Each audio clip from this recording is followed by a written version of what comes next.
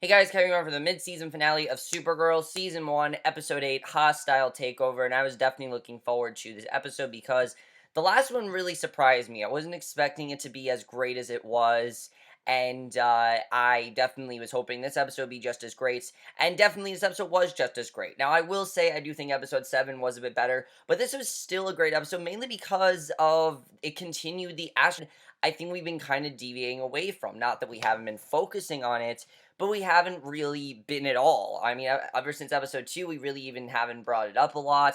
And finally, after the last episode, they finally brought it up again. And this episode I thought was really great. Definitely a very good mid-season finale. And let's just get into it. There's a lot to talk about in this episode. Some huge stuff happened in this episode. Definitely it felt like a mid-season finale. And let's just get into it, which was a fear of mine. I was worried that because we haven't been focusing on a lot of things, that we wouldn't have that much of a mid-season finale. But there was a lot that happened here. And let's just get into it.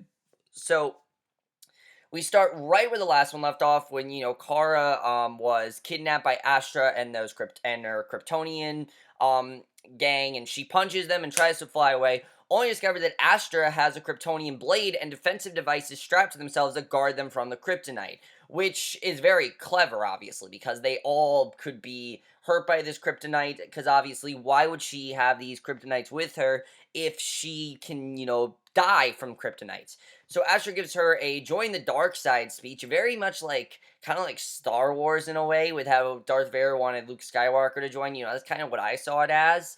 But Kara staggers away off the side of the building and flies out of sight. So now we're kind of realizing that Astra wants Kara to join the bad side. That's what she kind of wants here. And we find a lot more about Astra in this episode, which I definitely loved. So back at the DEO, Kara tells John, Jones, and Alex what happened and wants to run again after her aunt.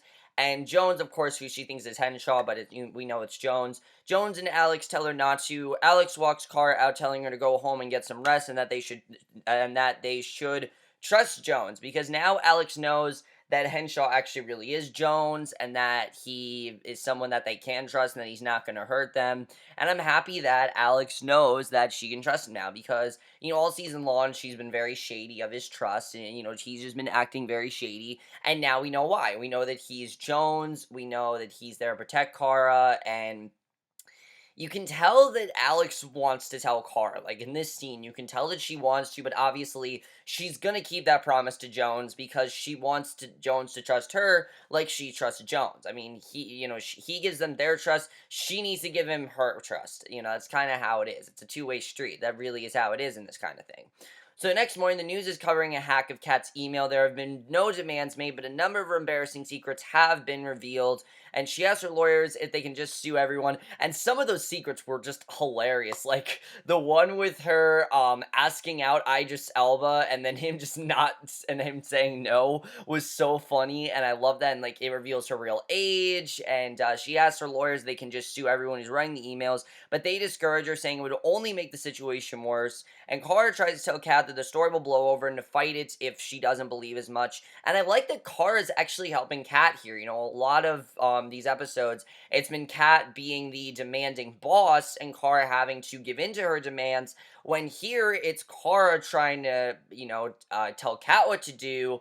And Kat kind of feels like the more vulnerable one, which I definitely like seeing. I think they did that very well here. And once again, Calista Flockhart was great in this episode.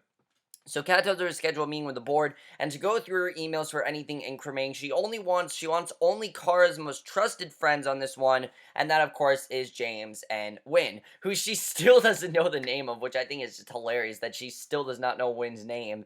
So the Daily Planet is gleefully republishing the emails while Kara tries to read them all with James and asks Winn to track the hack. He's rude to James because obviously he's jealous over the hug the other day. And slightly awkward between James and Kara too, obviously because of him moving in with Lucy and Kara liking James. It's just very awkward between these three right now. But they're handling it in a way where it's not very, like, overly love triangle. It really isn't like that. In fact, I found this to be very subtle the way they're handling it. It's just a boy likes girl, boy isn't getting girl because girl likes someone else. It's one of those kind of thing. And it's very, very subtle in that way. And I think they're handling it very well, definitely. Yeah, definitely. They're handling it in a very mature way, and I like the way they've been handling this storyline overall. I was a bit worried when they introduced it, but no, I think they're handling it pretty well, definitely. So, at their headquarters, Lieutenant Non tells Asher that he's upset that she didn't kill her niece, and Astra tries to back him down, that she doesn't want to kill Kara, but he's convinced that she's letting Kara off light because she's family. She says that she will die before she allows another world to end before she can save it. And he tells her that if Astra dies, Kara dies, and calls Astra wife. So this, we now know that Non is Astra's husband, which I thought was a very good reveal. I like finding this out, and I like finding out more of what she wants to do. She doesn't want to kill Kara. What she wants to do is basically save her planet. That's what she wants to do. She wants to save the planet, and she wants that legacy to be kept there. It's very interesting what she wants to do here, and I like finding out more of her motive. That's something that we haven't really gotten to, and now we are finding out more of what Astra's motive is, and that's something that I like finding out, obviously.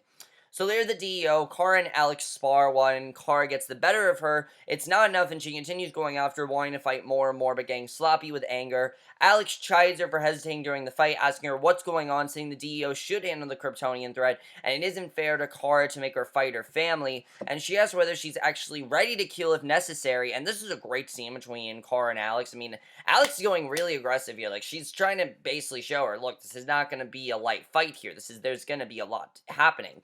So she asks her whether she's actually ready to kill if necessary, and Kara says that Superman doesn't kill, so she's not going to either. But then you look at Man of Steel, and he did fight Zod. I don't think he killed Zod, if I'm not mistaken. I think he killed Zod, but, very interesting the way she said that, connection to Man of Steel. I know, obviously, Man of Steel is in a different universe, but just thinking about Superman, he did kill in that. So, Kara says that she won't work for Astra, who has shown she's willing to kill Kara, and she asks what Kara's holding on to, and Kara says nothing. And then we flash back to Krypton, and we find out a lot more of what's going on between Astra and Kara, and a lot of the reasons why this is so complicated for Kara. And I really love these flashbacks. You see, Astra goes to meet her niece, saying that Krypton is dying, that the core is unstable, and that she's trying to save it. But she's had to do some bad things to save the world, and she tells her that she has to leave Krypton, but that she didn't want to go without saying goodbye. She hugs Kara, saying that she couldn't love her own child more, but that moment is interrupted when Alora comes in and tells Kara to leave them. So now we know more of what this is. This is definitely more of Alora didn't trust Astra, so Astra's kind of taking her anger out on Kara, which I kind of like seeing here. So, at Catco, James and Kara finding nothing that concerns Cat. There's literally nothing there. Something like about Jekyll and Hyde and stuff like that. And she tells the board that it was bound to happen. Many of the board members ask her to take a step back and put some distance between herself and the company. One particular member of the board says he trusts Cat's judgment and that he's sure she'll be the first to step away if things get too bad. So, he's actually really trusting her. So after the meeting, Kat tells Kara to keep looking for Dirk, since Dirk Armstrong is going to be on top of whatever comes out of this. And Kara listens to Armstrong with her super hearing and hears him admitting to set Kat up. So they're pretty sure that Dirk Armstrong is the one that did this and that he's the one responsible for this. So Kara asks James to get Lucy to help them since they can't trust Kat's legal team. And I like the way they handled this with Lucy. This could have been very awkward for Kara, but they really didn't make it too awkward here because Lucy, of course, doesn't know about, first of all, Kara's feelings. She has no idea that Kara likes James. Two, Lucy and Kara are becoming very good friends, definitely. And I was convinced that Lucy was going to find out Kara's identity in this episode, which we'll get into why. You guys probably know why from this episode, but basically, Lucy advised them that they need a paper trail or they'll make things worse. And on the TV at Noonans, they see Astra hovering over Catco. Astra asks her if she'll talk to her now that she's come without backup or kryptonite. Kara blasts her with heat vision. The pair of a slugfest in the air over the city. A really awesome fight, may I add. I mean, this fight was awesome. We see Astra run. Supergirl gives chase, blasting her into an a skyscraper, then flying down to save bystanders from falling debris, which she uses to throw at Astra. And finally, she ends up on the ground. Astra standing over her. And Astra tells Kara that Alora was a liar and weak, but Kara says her only weakness was letting Astra live. And she pounds her around for a bit, then relents when she sees her aunt nearly in tears. And Astra falls unconscious and Kara drags her to a cell at the DEO. And now we kind of see what's going on.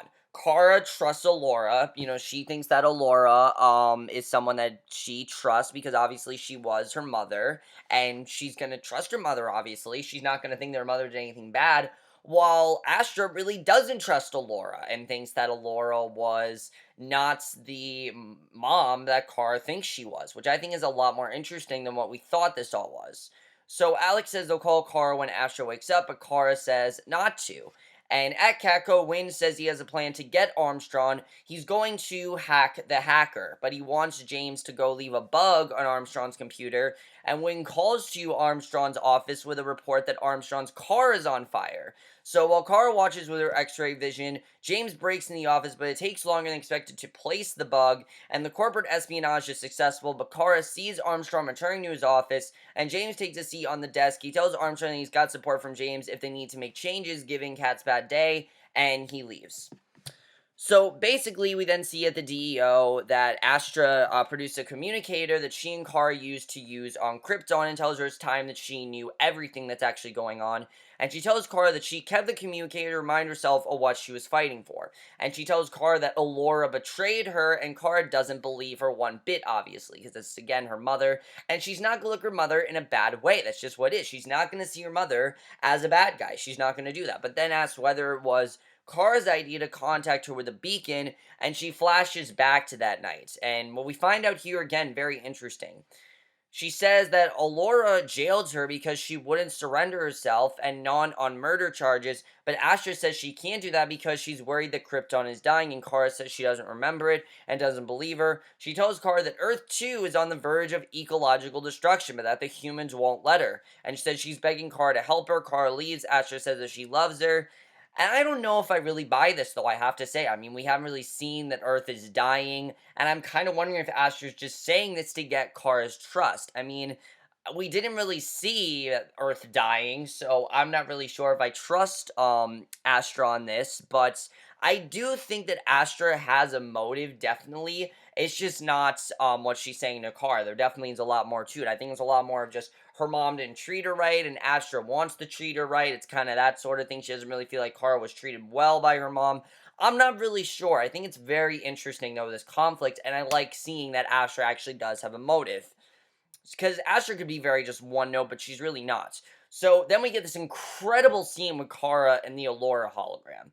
She asks if Alora had used her to get Astra arrested, and when Kara asks whether Krypton could have saved if Astra was right, Alora says that she is not programmed to give her that information. Kara breaks down crying. He visions the hologram, and she doesn't want to listen to her, and she's saying that her mother lied to her. And Alex says she doesn't know what really happened, and Kara says that she knows both she and Astra were given life sentences by her mother.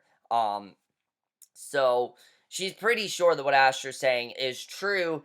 And, again, the hologram didn't say yes. The hologram said, I'm not programmed to give you that information. So Kara is convinced that that means yes, and I can understand that, and that, what's the hologram saying is very shady. But I'm not going to say that that's necessarily true, that it actually is all about, that Astra was imprisoned by Alora and had, that Kara didn't know about that, and Kara was too. I don't know if that's true, and I like that Alex saying you can't necessarily trust Astra's judgment, because Astra, again, like I said, could just be trying to get Kara's trust. So at Catco later, she doesn't want to talk about the situation with James and Winn. No luck yet hacking Armstrong's emails, but James has found financial records indicating the cat supporting someone named Adam Foster in Opal City. And I like right away that we find out who this is, because I would have been like, who the hell is Adam Foster? So James and Winn think she has a guy on the side she's paying for, but when Kara goes to see Cat, she reveals that Adam Foster is her son. And his father was somebody she hadn't dated long who left her with the kid. And of course, we knew she had a son because, of course, Carter, but this is not Carter. This is Adam Foster. And basically, she says she sued for custody, but she lost. Then she says she didn't lose. She quit, dropped the lawsuit because she believed that she would be in his life anyway. But she determined that her child might be better off without her. And Kara asked her if she would make a different decision if she could go back. But Kat says she stopped asking herself that decision years ago. And, she said not being there for Adam is her biggest regret, but that she doesn't feel like she has the right to call him and try to get him on her side. It's just not her place. That's why she doesn't want to do it, because she doesn't really feel this is her place. She doesn't feel it's the right thing to do, and she wants this kid to have his own life, obviously. She wants him to have a life. She wants him to, be happy, and she doesn't feel like he's going to be happy if she's in his life. And she says that rather than allow him to end up in the middle of the media storm, she's going to step down from Catco, which is huge. I mean, we would have never thought that Cat would have done that. A couple episodes ago, I would have said, oh, no, there is no way that Cat is going to step down from Catco like that. There's no way it's going to happen, but she does. And Just before the press conference, when she was about to do it, James and Winn come with Lucy in the memo that incriminates Dirk. She calls him into her office, showing him the email. He says his lawyers will eat her alive for hacking him, but she reminds him that since he wrote the email from a company-related account about company-related business on a Catco-owned computer, they're legally hers anyway. So she has him escorted out by security and police, and after Kara steps away from Kara and James, James apologized to Winn, saying he didn't realize how much he actually liked Kara.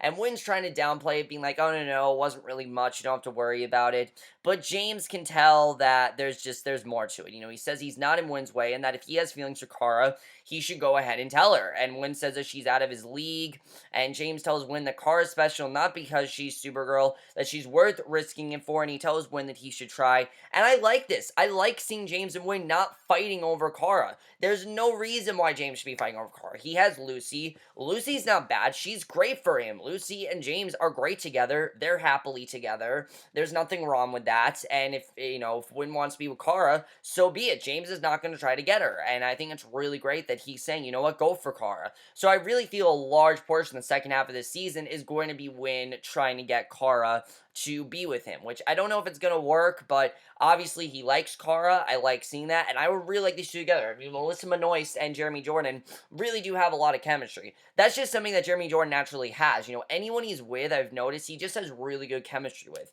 When he was in Bonnie and Clyde, he had really good chemistry with Laura Osnes. But of course, last 5 years earlier this year, he had very good chemistry with Anna Kendrick, and now here, I think he has very good chemistry with Melissa Benoist. I think anyone that you pair Jeremy Jordan up with, he has a very good chemistry with, and that's a very good example of that. So I would love to see these two together at some point. So at the DEO, Jones asks Alex how Kara is. She says heartbroken, and Jones and Alex don't trust what they've seen from the fight. They believe that she wanted to lose, and Jones says Kryptonians are imperious to his telepathy, but they go looking for Astra. They tell Astra to tell them what her forces are doing right now, but she says it's too late to stop it. A number of Kryptonian soldiers with kryptonite shielding is sent on Lord Technologies. Holy shit, this was huge. And then at Catco, we get this incredible scene with Kara and Kat. Holy shit, I did not expect this to happen already. I expected it to happen this season, but not already. But it really does make sense, and I really like seeing this here. Kara joins Kat on the balcony where she's having a drink. She tells Kara that she's figured out that Kara is Supergirl. Mainly because of all the instances, like the whole thing that happened with Livewire, and then the way that she's helped out Kat. It just sounded like Supergirl, and she tells Kara to take off her glasses, and at first she doesn't want to, and she thanks her for all the help she's given her, calling her Supergirl, and now Kat knows that she's Supergirl. And the good thing about it is that we know that she's obviously not going to make this a public thing, because once she doesn't own Catco anymore. Catco, it's gone. She's not doing it anymore. So now that that's happening, now she knows she's Supergirl, and now the only person that doesn't know is Lucy. Lucy's gonna find out because she's the only person that doesn't know at this point, and Kara's got to tell her at some point, because now I was saying, oh, Kat's never going to find out, but now she's found out, and I think Lucy's going to find out very, very soon. I think it's going to be one of those instances with the Flash where he doesn't keep the secret for that long, and she's not going to either. So, literally 8 episodes in, every main character on the show knows that she is Supergirl, and I like that hasn't been too much of a big conflict here. So, now Kat knows, and I'm looking forward to seeing how this changes up the dynamic between Kara and Kat. I think this is going to change up the dynamic in a big way, definitely. I mean, Kara's getting a phone call, and Alex telling her that they have a huge problem, but Alex says that Lord Technology is under attack.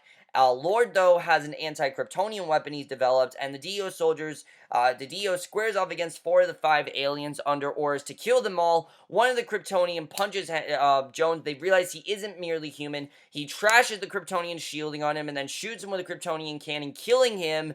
Non, though, throws off a group of merely human guards and goes after Alex before Kara comes for him. The two of her flying over at each other and screaming, and that's how the episode ends. So we don't know what's going to happen in this fight. I'm assuming when we come back, in the next half of the season, we're going to pick up right where that fight left off. Now, we don't have too long to wait because this comes back January 4th, believe it or not. I know, I can't believe it's coming back so early, but yeah, January 4th is when Supergirl comes back, and I'm definitely looking forward to it because I gotta say, guys, I was a bit rocky on the show at first, but it really has gotten great. These last 2 episodes have been fantastic, as was episode 5. I think really overall, it's been a pretty solid first half of the season. There are a lot of things I'm wondering about, though. First of all, Kara's gonna find out that Henshaw's Jones. I mean, she's going to. Him in this fight, if he survives, she's gonna be like, how did you survive? How are you able to take all of them out like that? You know, it's just, she's gonna find out. Alex can keep it as long as she can. Kara's gonna find out on her own. She's not stupid. She's gonna find out. If Kat can find out that Kara is Supergirl, Kara can find out that, Henshaw is Jones. It's gonna happen. We don't know when, but it's definitely gonna happen there. Now, what's gonna happen with Kat? Because she doesn't have Catco anymore. So what exactly is going to happen there? Is Kara going to try to get back the company? Is she going to make a new company? I mean, we know that Kat now knows that she's Supergirl, so I'm assuming Kat's going to help her out a lot more, or Kat's going to try to get involved more. I could definitely see that happening. I mean, Kat and Kara seem to have this new bond now. Now that Kat knows that she's Supergirl and she doesn't feel like she's hiding something, because I think Kat always didn't trust Kara because she always felt like she was hiding something. And now that Kara is not hiding anything and she knows the truth, I feel like now they have this newfound trust of each other, and now something is just, she's going to try to get involved. But I feel like Kara doesn't really want her to because Kat's human, and she's not involved, and she's not experienced with this kind of thing. You know, Winn is, it's good to tell Winn because he's good with computers, so we can help them out on that front. James knows Superman, so that's why she told him. Alex is her sister, and she works with DEO, that's why she told her. Jones is part of the DEO. That's why he knows, obviously. Kat, the problem with Kat is that she's not involved with Supergirl in any way, shape, or form, except for getting information on her. Other than that, she really doesn't know Supergirl very much at all. And obviously, Kara's very worried that this could end up I think Kara's just a bit worried that this could end up very badly for Kat. Now, do I think this is going to end up badly for Kat? I'm not really sure. I think this could backfire, definitely, but we'll have to see what happens with that, because that could definitely be very interesting overall. Is Astra's claim sincere? Is the planet really dying? Did Alora really imprison them? Or is Astra trying to get Kara on her side? I'm not really sure. The ending of this episode, I don't really know what to think, but we'll have to see what happens there. What's going to end this fight anyway? Non seems like a huge threat. I could honestly see Astra dying and Non still staying alive. I could definitely see it happening. I think Non is going to be a huge threat now because, Kara didn't know he was there, and now she does, and it's going to be very interesting to see what happens between Kara and Non. That could be very, very interesting to see what happens with that. James and Winn, I like the way they're handling this. I really do. They could have obviously gone the love triangle route, but they're really not, because James is basically telling Winn, you know what, I don't care, what Kara wants to do. You go after her. I don't care. Go after her. Do whatever you want. That's fine with me. And I love finding that out, that he is okay with, James just putting himself aside, that James okay with just putting himself aside for Winn, and for Winn to ask out Kara. I think it's going to be very interesting to see what happens there. I really hope it works out for them, because, like I said, I really like to see Winn and Kara together. I do think it's going to take a while for Kara to feel the same way, but definitely if Winn tries, I think it's going to end up really well, and we'll have to see what happens there, because that could definitely be very interesting. Lucy's gonna find out that Kara's Supergirl, definitely, because she's the only person at this point that does not know, and she's got to find out at some point. Adam Foster, let's talk about Adam Foster.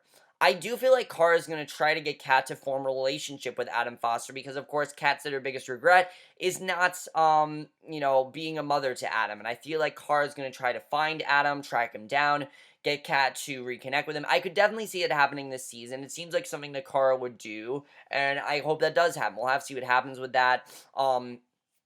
Who's the father? Is that important? Are we going to find out who the father is of Adam? I feel like that is kind of important. We'll have to see. I kind of feel like Dirk could be the hacker. I mean, could be the father. I don't know. I mean, why else would Dirk Armstrong just hack Kat? Why would he do that? It really wouldn't make sense. I'm not really sure. But the hologram is gone. Kara's hologram of Alora is gone. Is she gonna fix that somehow? Is she gonna find out more what's going on? Because, like Alex said, you can't fully trust, Astra's word. You can't trust everything she says. But overall, guys, I've really enjoyed this season so far. Surprisingly, a really great mid-season finale. Even better than The Flash. I was thinking this would be like The Flash, but it didn't feel like mid-season finale. But no, it really did feel like one. There was a lot that happened this episode. I really love that. Let me know what you guys saw this episode. I did hear that they did hire someone to play Superman in the show. So definitely feeling the second half of the season, we are definitely going to, get Superman in Supergirl in the second half of the season. Definitely it's going to happen. And if we had Superman and Supergirl team up, that would be awesome if that happened. I do believe Cat turns into something, if I'm not mistaken. Cat Grant is supposed to turn into something, like she's supposed to be some sort of superhero. I'm not really sure what though. I'd have to look at more in the history of Cat Grant, but let me know what you guys thought of this season overall so far. I've really been enjoying it, I have to say. I think it's been a lot better than I thought it was going to be. But let me know what you guys thought of this episode, and I will see you guys in my next one, which will be for a movie review, which I know I haven't done one in a while, but I will do a movie review, and I will see you guys for that. Okay, bye.